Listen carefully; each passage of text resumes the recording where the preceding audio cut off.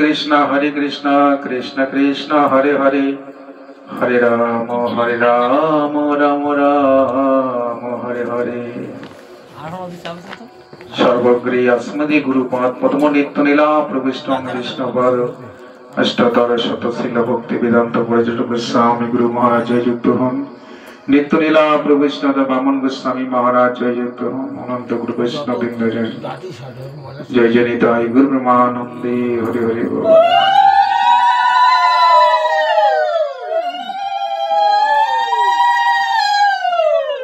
भगवान जुगे जुगे अवतीर्ण हन, भक्त के तिनी रक्षा करें और असुर के तिनी विनाश करें। ताले असुरेर गर्भे भक्त जन्म निल के हिरण्यकशिपु हिरण्यकशिपु दुई भाई। तारा হিরণ্যকশিপুরের ভাই হিরণ্যক তাকে বধ করেছিলেন ভগবান। এটা তার রাগ, আমার দাদাকে তুমি হত্যা করলে, আমিও তোমাকে দেখব। তিনি কঠোর সাধনা করে সাধনা সিদ্ধি লাভ করেছিলেন, কিন্তু অসুরের স্ত্রীর গর্ভে যে ভক্ত আসবে এটা কেউ জানে না। যখন প্রহ্লাদ মাতৃগর্ভে দেবতারা সবাই বলছে যে অসুরের সন্তান এ তো অন্যায়কারী হবে, কিন্তু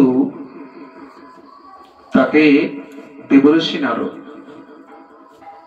হরিকথা শ্রবণ করিয়েছিলেন এবং দেবতারা মনে মনে সিদ্ধান্ত করেছে যে এই কয়াদুকে স্বর্গের রাজ্যে নিয়ে গিয়ে আমরা যতক্ষণ পর্যন্ত এই সন্তান প্রসব হবে, বড় হবে, তারপরে আমরা বধ করব, অসুরকে রাখবো না।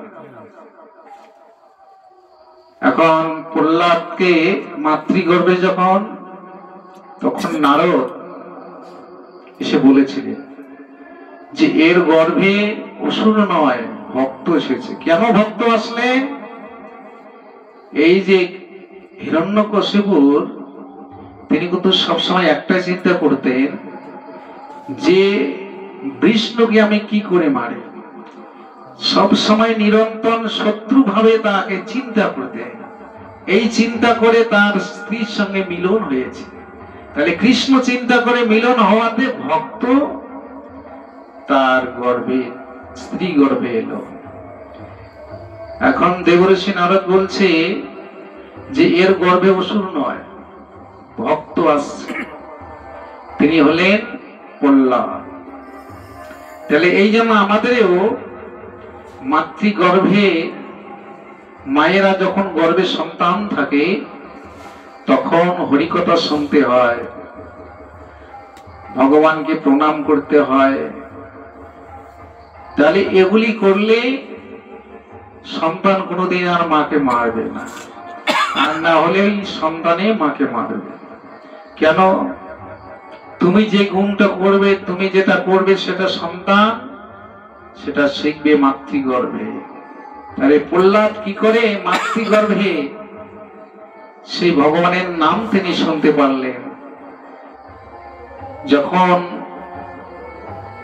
নারদের আশ্রমে ছিলেন, নারদ মুনি তাকে সবসময় হরিকথা শ্রবণ করাতেন। এই জন্য প্রহ্লাদ কিন্তু হরিকথা মাতৃগর্ভে শ্রবণ করেছিলেন।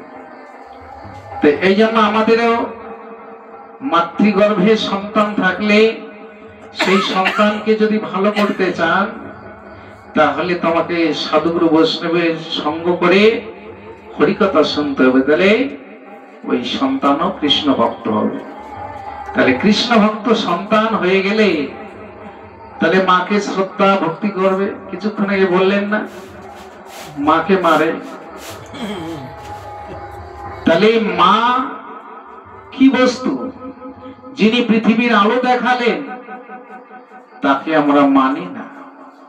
তাহলে আমাদের ভিতরে অসুরত্ব ভাব আছে। এই অসুরত্ব ভাবটা কি করে নষ্ট হবে? ছয় বেদ দমি ছয়দস্য সৌদি, ছয় গুণ দেহ দাস, বৈষ্ণব বর্ণনায় বলি। তো এই যে আমাদের ছয়টা বেগ আছে, কাম, ক্রোধ, লোভ, মোহ, মদ, মাৎসর্য, এরা আমাদের কখনো কখনো কুপথে নিয়ে যায়। আবার যদি সাধু সঙ্গ করেন তাহলে সুপথে আসবে। তাহলে হিরণ্যকশিপুর তিনি ভগবানকে মারার জন্য তিনি দিন রাত চিন্তা করতেন, তাকে কি করে মারব। যিনি অনন্ত কোটি বিশ্ব ব্রহ্মাণ্ডের মালিক, তাকে কি মারতে পারে? অবশেষে তারই বধ হয়ে গেল। এই জন্য ভগবান যুগে যুগে তিনি আসেন, ভক্তকে রক্ষা করেন আর অসুরকে বধ করেন। আর যারা বিদ্বেষী, ছল চাতুরি করে, তাদেরও এই পৃথিবীতে স্থান নেই, তারও বিনাশ হয়ে যায়। দুর্যোধন এ জগতে কি ছিল? দুর্যোধন কি কৃষ্ণ বলেছিলেন যে তোমরা যুদ্ধ না করে 5 ভাগে গ্রাম দিয়ে দাও? দুর্যোধন কি বলেছে? বিনা যুদ্ধে কবু নাহি দিব। তখনই কৃষ্ণ বলেছিলেন তোমাদের তাহলে বিনাশের দিন এসে গেল। তাহলে দুর্যোধন ছল চাতুরি করে বিশ্বামিত্র মুনিকে পাঠিয়ে দিয়েছিলেন। কোথায়?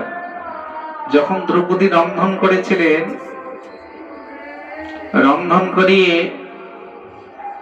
একটা নিয়ম আছে যে দ্রৌপদী যতক্ষণ খাবে না ততক্ষণ যদি যত ভক্ত আসবে প্রসাদ শেষ হবে না, কিন্তু যদি একবার খেয়ে ফেলে আর হবে না। এই দুর্যোধন ছল চাতুরি করে বিশ্বামিত্র মুনিকে বলেছিলেন, আর এদিকে তো দ্রৌপদী খেয়ে ফেলছে, সবার খাওয়া হয়ে গেছে। ওই সময় বিশ্বামিত্র মুনিকে বলছে তুমি ভক্ত নিয়ে যাও দ্রৌপদীর কাছে সেবা গ্রহণ করতে। আর বিশ্বামিত্র মুনি 1000 ভক্ত নিয়ে তার বাড়িতে আসলেন। আর এমন সময় তো দ্রৌপদী খেয়ে ফেলছে, এসে বলছে দ্রৌপদী আমি ক্ষুধার্ত, অনেক ভক্ত নিয়ে এসেছি, তুমি সেবার ব্যবস্থা করো। দ্রৌপদী তো শুনি অবাক, এখন আমি কি করবো? আর তো হবে না, এখন তো আমি আর দিতে পারবো না, আমি তো খেয়ে ফেলছি, এখন আর আমার দেওয়ার কোনো ক্ষমতা নেই। তখন বলছে দ্রৌপদী তুমি রান্না করো, আমরা একটু গঙ্গায় স্নান করে আসি ভক্তবৃন্দের সবাই মিলে। বিশ্বামিত্র মুনি বলছে তাহলে ভগবানের যে চতুর। তখন দ্রৌপদী ভগবানকে ডাকছে, কৃষ্ণকে, হে প্রভু, হে কৃষ্ণ, তুমি আমাকে উপায় বলে দাও, আমি কি করি? আজকে আমার বাড়িতে বিশ্বামিত্র মুনি অনেক ভক্ত নিয়ে এসেছে, কিন্তু আমি কি করে সেবা দেব? আমি যে প্রসাদ গ্রহণ করেছি, আমার তো সেবা দেওয়ার মতো কোনো আর উপায় নেই, তুমি আমাকে উপায় বলে দাও। ভগবান তথাস্তু আসলেন। তৎক্ষণাৎ এসে দ্রৌপদীকে বলছে দ্রৌপদী আমার খুব ক্ষুধা। কৃষ্ণকে বলছে দ্রৌপদী সর্বনাশ, তোমাকে ডাকলাম কিসের জন্য, আর তুমি ক্ষুধার্ত হয়ে আসলে? আমি আমার নিরুপায় হয়ে গেছে, আমি যে কি দিয়ে সেবা দেব আমি জানি না, ওই জন্য তোমাকে ডাকলাম।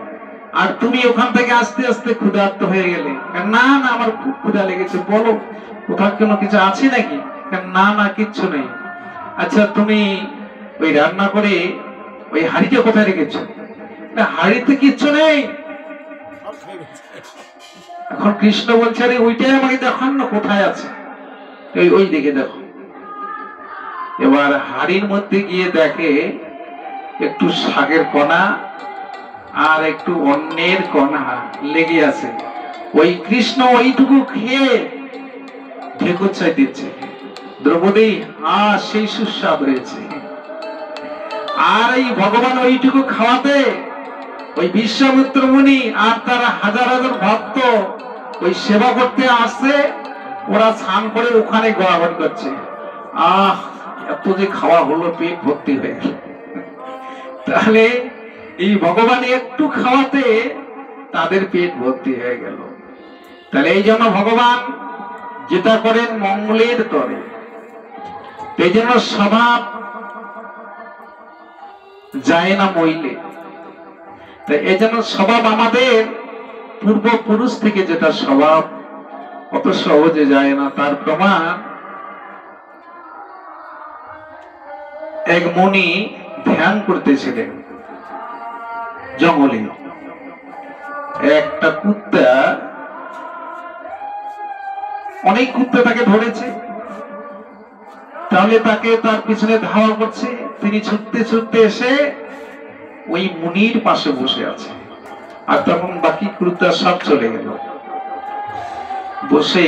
আর মুনি তো ধ্যান করছে, হরি কথা বলছে, আর উনি কিন্তু মানে বসে বসে শুনছে। কিছুক্ষণ পর তিনি দেখতে পারলেন যে একটা কুকুর আমার পাশে বসে আছে, কিন্তু তার একটু দয়া হলো। তাহলে তিনি আমার হরি কথা বসে বসে শ্রবণ করছে, যাগের ভাগ্য ভালো। তিনি কি করলেন, কুমন্ডলের জল নিয়ে কুকুরটার গায়ে ছিটে দিলেন, একে মানুষ করে দেয়। কেন, সে কুত্তা জন্ম পেয়েছে কর্ম ফলে, তাই এখানে এসে যদি আমার হরিনাম শুনল তো আমি তাকে তার ভাগ্যবান করে দেই। একটু কুমন্ডলের জল গায়ে ছিটিয়ে দিলেন, সুন্দরী একটু রমণী হলেন। এবার এই সুন্দরী রমণী যখন হলেন, এখন মুনি চিন্তায় পড়ে গেল। আগে কুত্তা ছিল, ভালোই ছিল, এখন রমণী হয়ে গেল, এখন তো আমার জ্বালায় পড়ে গেল। এখন আমার আশ্রমে, এখন তাকে তো কি করব আমি সব সময় নাম করি, ভগবানের ধ্যান করি, আর এই রমণীকে আমি কি করব? অনেক ছেলে আসে দেখতে, দেখতে অপরূপ সুন্দর। তখন তার ভাগ্য এমন ভালো, এক রাজার রাজপুত্র শিকারে গিয়েছে। ওই শিকার করতে করতে কিরকম ভাবে ওই জায়গায় পৌঁছে গেছে, ওই রমণীকে দেখে তার রূপের মুগ্ধ হয়ে গেছে। এত সুন্দর রমণী, দেবতার দেব প্রকৃতি, তার রূপের যে ছটা। তো এই জন্য রূপ, এই মদনের স্ত্রী নাম হচ্ছে রতি। এই রতি বলেছিলেন যে আমি রূপ আর কাম দিয়ে এই জগৎকে বশীভূত করব। করেনি? মানুষ রূপের জন্য পাগল হয় না?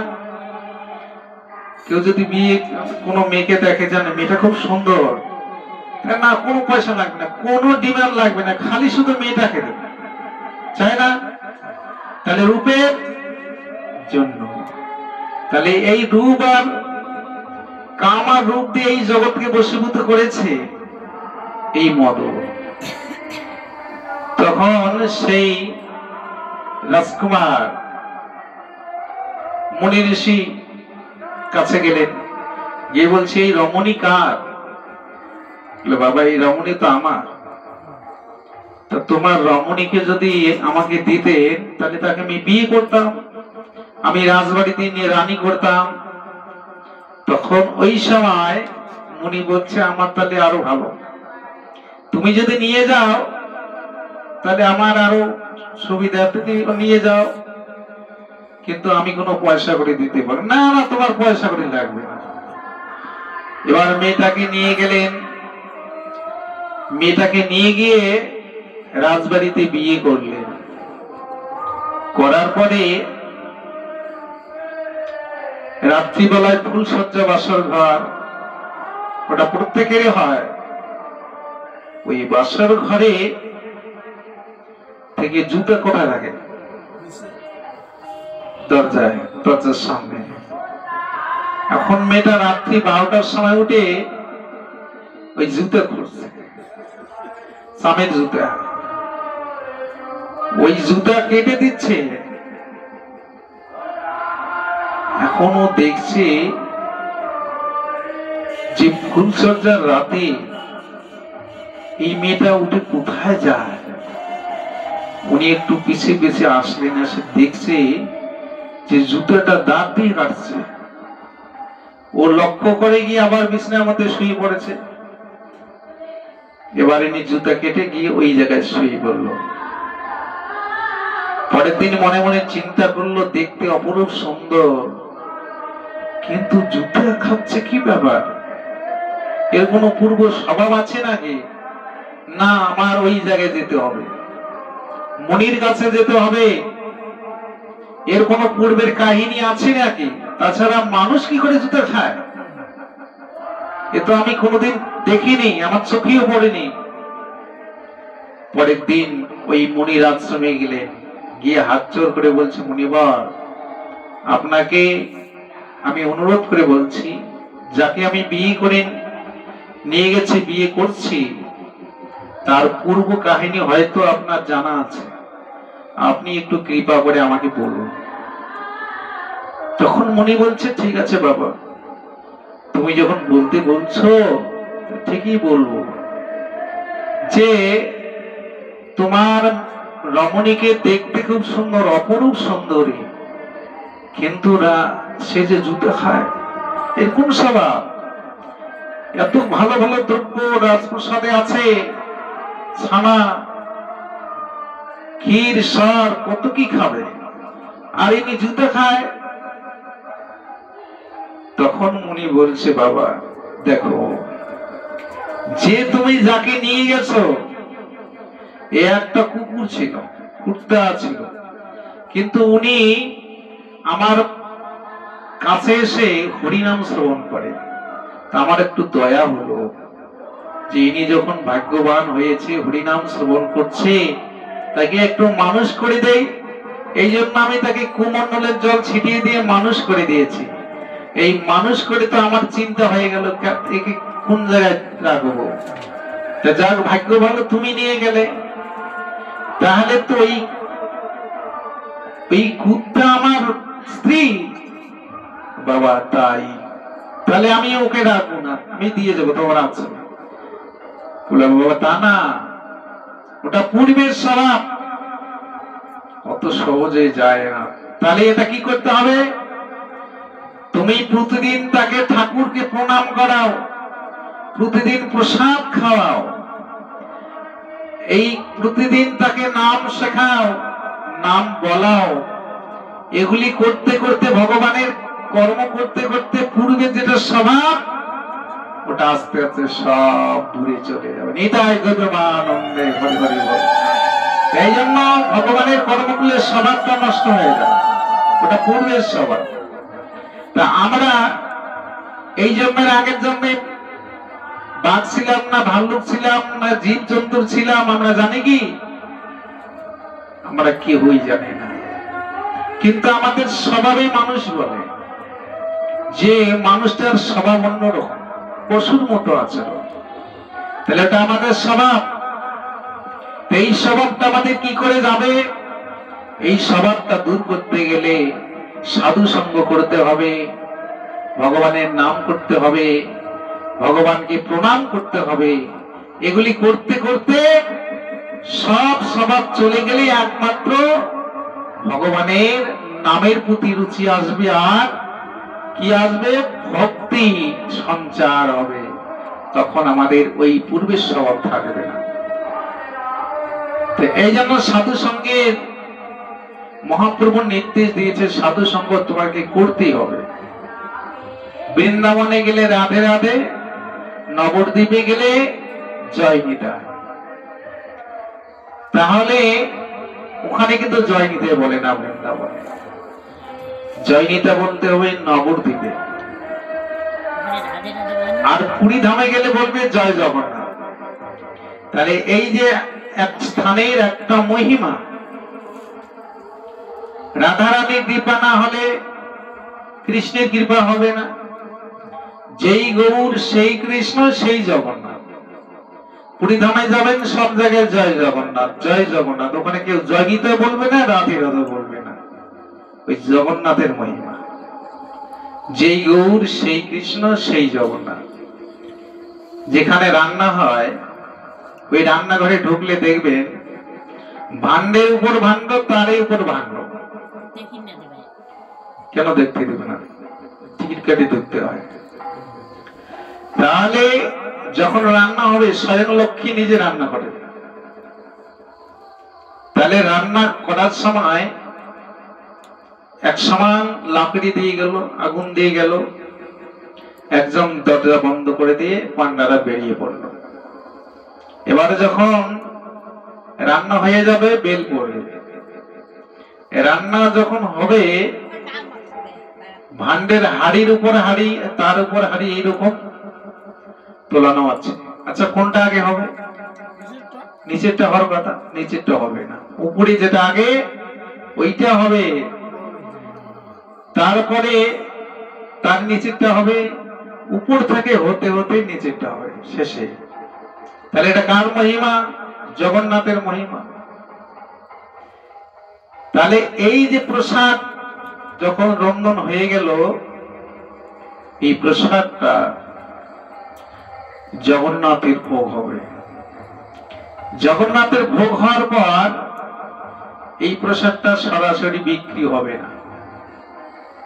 এই প্রসাদটা অন্নপূর্ণার লক্ষ্মী পার্বতী দেবীর ঘরে যাবে। ওখানে পার্বতীকে প্রসাদ দিয়ে তারপরে প্রসাদ বিক্রি হয় বাজারে। তাহলে এই যে যখন প্রসাদ বিক্রি হয় ওই জায়গাটা যাবে। তাহলে এই জগন্নাথের মহিমা। আজকে যদি আমরা রান্না করি, আচ্ছা ওই প্রসাদটা যদি কাল বাদে পরশু দিন খাই, খাওয়া যাবে? কিন্তু জগন্নাথের প্রসাদ কোনোদিন নষ্ট হয় না। আমরা 2 দিন প্রবেশ করেছিলাম, এত ভিড়। আমাদের এই যে প্রভু বলে আমি যেতে পারবো না, যাবো না, আমরা বাইরে থাকি। এখন ওখানে প্রসাদ বিক্রি হচ্ছে, কেউ অন্ন খাচ্ছে, চায় যেটা পাচ্ছে খাচ্ছে। এখন ওই জায়গায় আমরা বসে আছি, ইনি বলছে কি যে এই প্রসাদটা এই লোকটা খাচ্ছে, এটা তো বাসি হয়ে গেছে, ওটা টক হয়ে গেছে বলছে। এখন ওই লোকটাকে গিয়ে জিজ্ঞাসা করছে প্রসাদ কিরকম আছে। না, প্রসাদ খুব সুন্দর, খুব ভালো। তাহলে যে খাচ্ছে সে বলছে প্রসাদ কিচ্ছু হয়নি ভালো, কিন্তু প্রসাদটা কিন্তু 2 দিনের অন্ন প্রসাদ। তাহলে জগন্নাথের কি মহিমা? জগন্নাথের অপরূপ মহিমা। স্বয়ং জগন্নাথ তিনি ওখানে আবির্ভূত হয়েছে। আর জগন্নাথকে দর্শন করার জন্য কোটি কোটি ভক্ত এই মন্দিরে সারা বছর ভক্তবিন্দু যায় জগন্নাথ দর্শন করতে। তাহলে এই জগন্নাথের কৃপা পাওয়ার জন্য হাজার হাজার ভক্ত ছুটে যায়।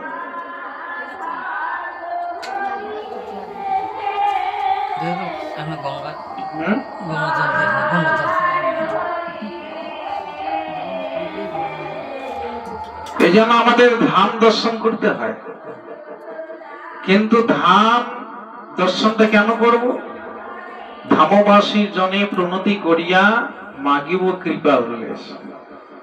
ধাম দর্শন করে ধাম যারা বাস করে ওরা ধামবাসী, তাদেরকে যদি প্রণাম করেন, প্রণাম করলে তাদের কৃপা পাওয়া যায়।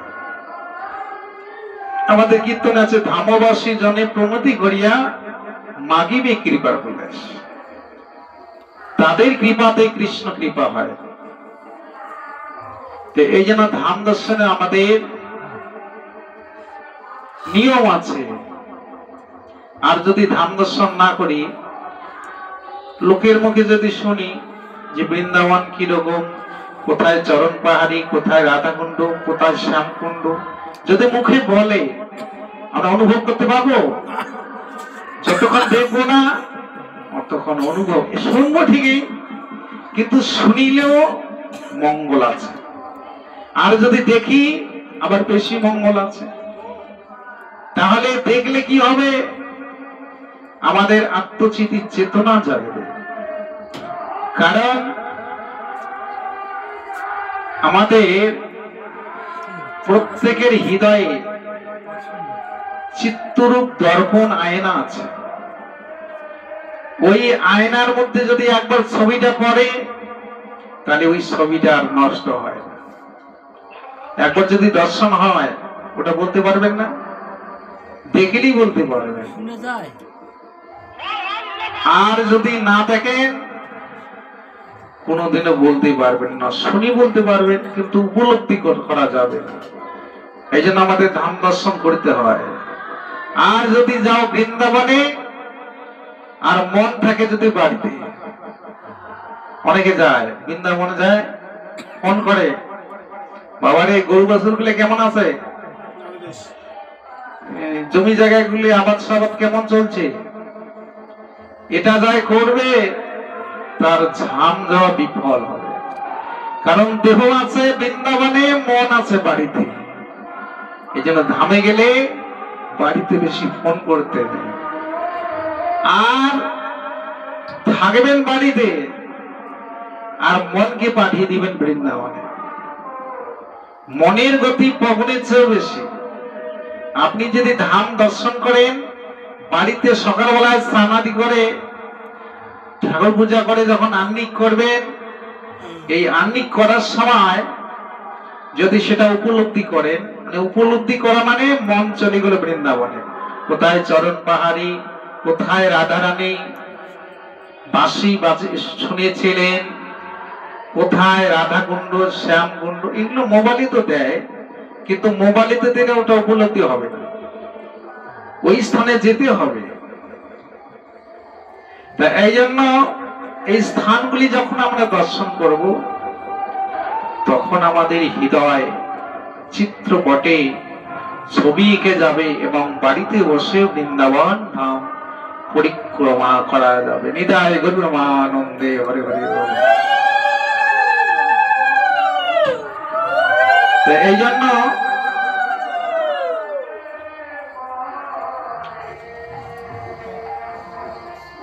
জগৎপতি জগন্নাথ স্বয়ং শ্রীহরি তিনি প্রকট হলেন। যেই গৌর সেই কৃষ্ণ সেই জগন্নাথ। এই জগন্নাথের যে মূর্তি তৈরি হয়, ইন্দ্রদম্ভ রাজা তিনি কি করে পেলেন? এটা ছিল বিশ্ববসু রাজা পূজা করেছিলেন, গোপনে পূজা করেছিলেন। নীলগিরি পর্বতে নীলমাধব, এই নীলমাধব পূজা করেছিলেন। কিন্তু ইন্দ্রদম্ভ রাজা তো ধার্মিক ছিলেন, কিন্তু তার স্ত্রী ছিল কি বিদ্বেষ, কিন্তু এগুলো দেখতে পারেননি। তিনি সাধুগুরু বৈষ্ণবকে ভালো পায় না, সাধুগুরু বৈষ্ণবের কথা শোনে না, কিন্তু ইন্দ্রদম্ভ রাজা ভগবানের প্রিয় ভক্ত। তিনি রাজ সিংহাসন ত্যাগ করেছে। এবার রাজ সিংহাসন যখন ত্যাগ করলো, প্রজারা ভাবছে রাজা যদি আমার সিংহাসনে না থাকে তাহলে রাজ্যের কি অবস্থা হবে, তাহলে আমরা একটা রাজা তৈরি করতে হয়। ওরা প্রজারা সবাই মিলে সিদ্ধান্ত নিলেন, ইন্দ্রদম্ভ রাজা সিংহাসন ত্যাগ করে কৃষ্ণ ভক্ত হয়েছে, তাহলে রাজা আমাদের তৈরি করতে হয়। এই কথাটা কে শুনেছে? ইন্দ্রদম্ভ রাজার স্ত্রী। সর্বনাশ, আমার স্বামীকে সিংহাসন থেকে ত্যাগ করে অন্য রাজা বসাবে। পরের দিন সকালবেলায় গিয়ে বলছে, স্বামী তুমি এদিকে রাজ্যের ঘটনা শুনেছ? কি ঘটনা? যে তুমি যে সিংহাসন ত্যাগ করে এই জগন্নাথের নাম করো, জগন্নাথের পূজা করো, কিন্তু প্রজারা যে সিদ্ধান্ত নিয়েছে আবার নতুন করে রাজা করাবে। তখন সে হাত তুলে বলছে, এটাই তো মঙ্গল, আমি তো এটাই চেয়েছিলাম। আমি নিজ ইচ্ছায় কোনোদিন আমি নিজে ছেড়ে দিয়েছি, ওরা যদি রাজা করে তা আমার অনেক ভালো। তাহলে তুমি কোথায় যাবে? তুমি সিংহাসন ছেড়ে কোথায় যাবে? দাঁড়ে দাঁড়িয়ে ভিক্ষা করো। ও, এটাই ভালো। আর আমি কোথায় যাব? তুমি আমার সঙ্গে থাকবে, তুমি তোমার অর্ধাঙ্গিনী। এখন ওর স্ত্রী বলছে যে আচ্ছা আমি তোমার সঙ্গে বলবো, হরি বলবো, ঠিক আছে আমি তোমার সঙ্গে হরি কথা বলবো, কিন্তু আমি যেটা বলছি আমার কথা শুনতে হবে।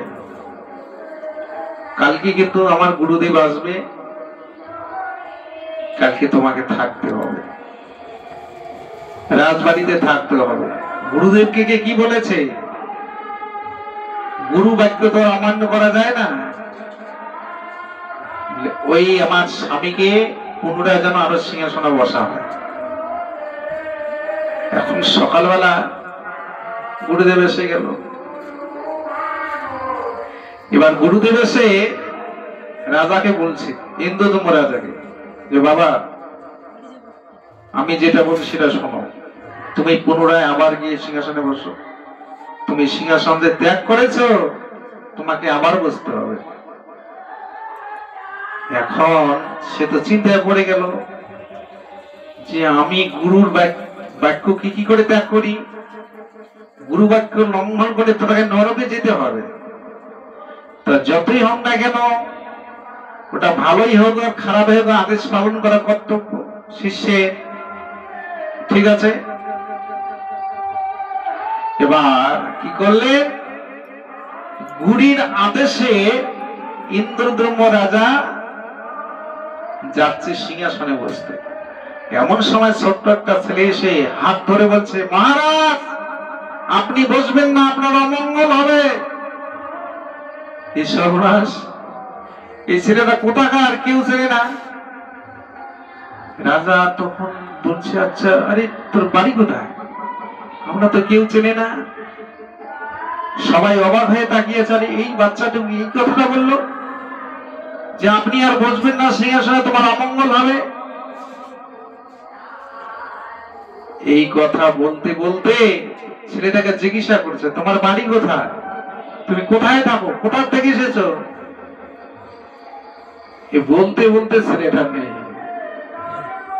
ছেলেটা নেই। আর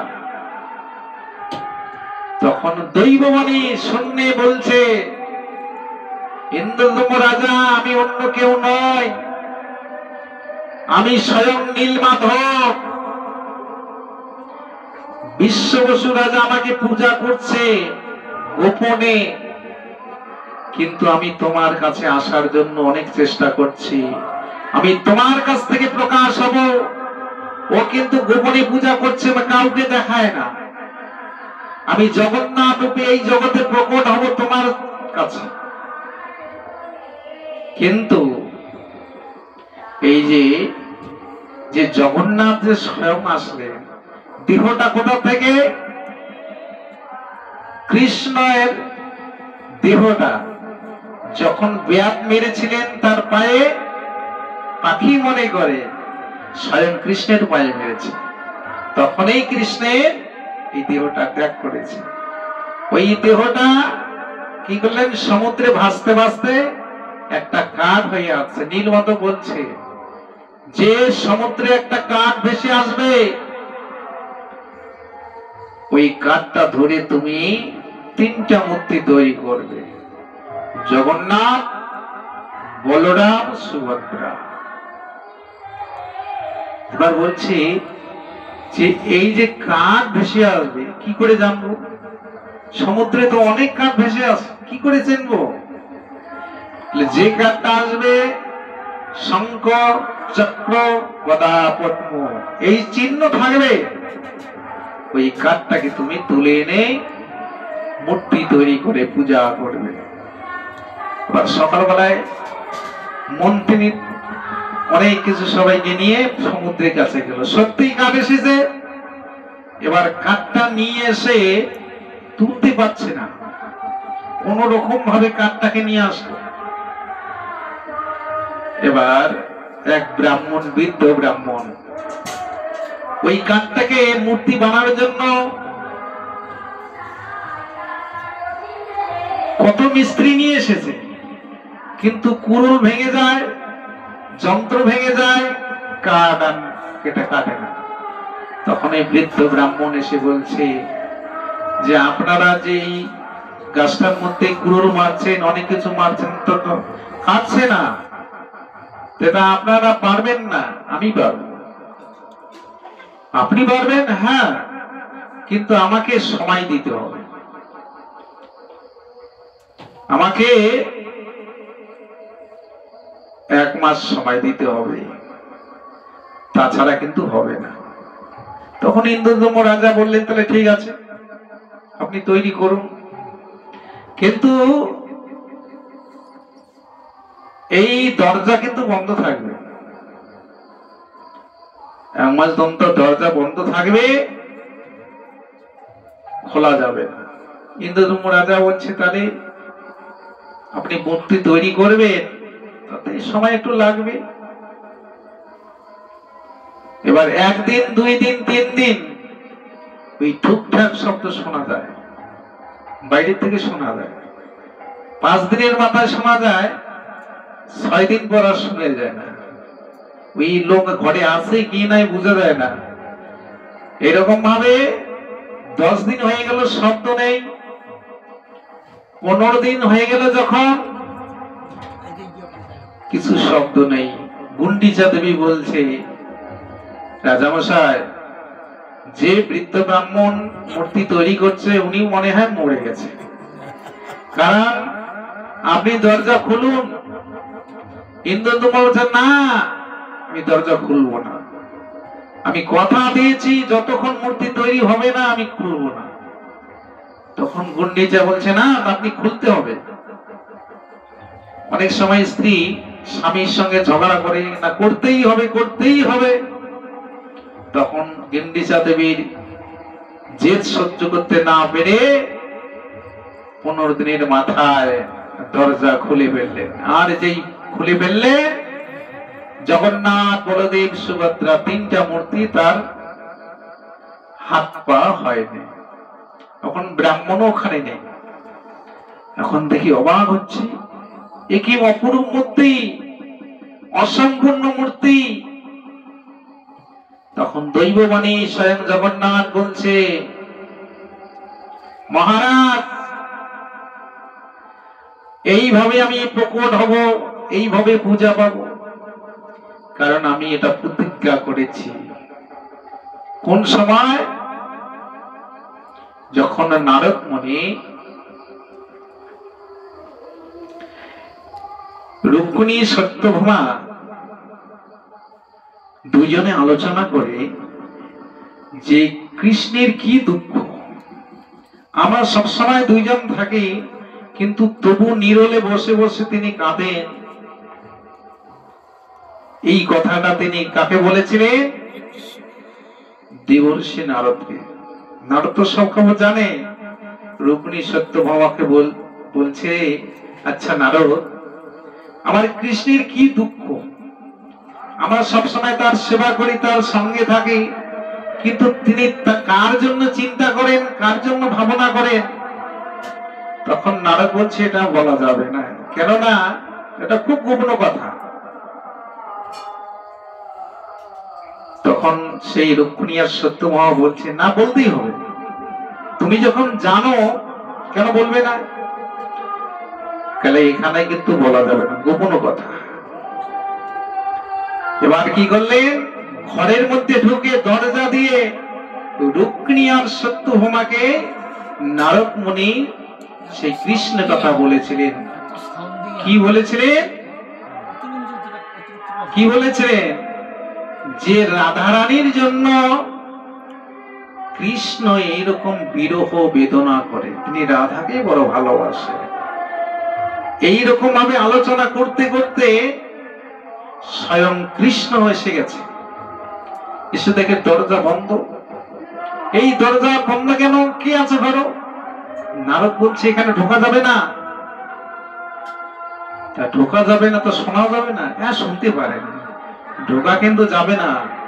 যেই নারদ মুনি রুক্মিণী আর সত্যভামাকে রাধারানীর তত্ত্বের কথা, কৃষ্ণের কথা তিনি শোনাচ্ছে, এই কথা শুনতে শুনতে কৃষ্ণের হাত পা ধীরে ধীরে গলিত হয়ে যাচ্ছে।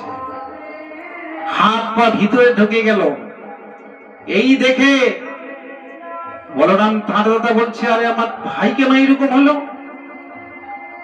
তিনি গিয়ে ওই কৃষ্ণকে ধরেছে, আর যেই কৃষ্ণকে ধরেছে ওর পরে সে আস্তে আস্তে ওর হাত ভিতরে ঢুকে গেল। এখন সুভদ্রা তার বোন, ও দেখতেছে আমার দাদা ভাই এইরকম হয়ে গেল কেন? যেমন কারেন্ট মানুষ শক খায় না, একজন কারেন্ট স্পর্শ করলে আরেকজন ধরলে তাকে কানেকশন করে। এবার বোন সুভদ্রা তিনিও গিয়ে ওই দাদাকে জড়িয়ে ধরেছে। এই তিনজনেই একই রকম হয়ে গেল। তখন সেই স্বয়ং জগন্নাথ বলছে, এই রূপ আমার আগে ছিল, এই রূপে আমরা এই জগতে প্রকট হব, এইভাবে আমরা পূজা পাবো। তুমি আমাদের এইভাবে পূজিত করো। জগতের জীবকে আমি জানিয়ে দেব আমরা তিনজনেই একই রকম। জগন্নাথ, বলদেব, সুভদ্রা। জয় জনিতায় গৌর প্রেমানন্দে হরে হরে বল। পঞ্চা কল্পতরুশ্চ কৃপা সিন্ধুশ্চ পতিতানাং পাবনেভ্যো সর্ববৈষ্ণবেভ্যো। হ্যালো হ্যালো, শুনছে?